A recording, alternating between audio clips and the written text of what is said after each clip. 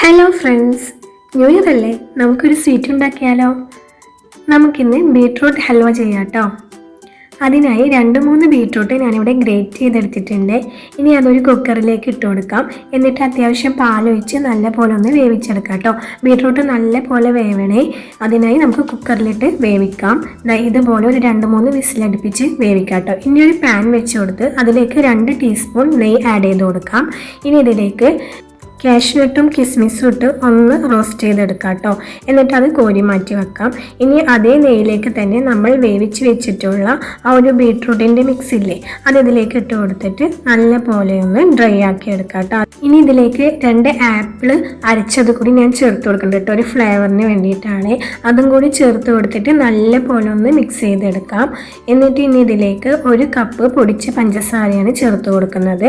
പഞ്ചസാര പൊടിക്കുമ്പോൾ ഞാൻ 2 ഏലക്കായ കൂടി ഇട്ടിട്ട് പൊടിച്ചിട്ടുണ്ടായിരുന്നു കേട്ടോ. അതും കൂടി ചേർത്ത് കൊടുത്തിട്ട് നല്ല പോലെ ഒന്ന് മിക്സ് ചെയ്ത് ഇതൊന്ന് വറ്റിച്ചെടുക്കാം. അതിൽ അത്യാവശ്യം വെള്ളമൊക്കെ ഒന്ന് കുറുകി വരണം. ഇനി ഇതിലേക്ക് 1 കപ്പ് മിൽക്ക് മെയ്ഡ് കൂടി ചേർത്ത് കൊടുക്കാം.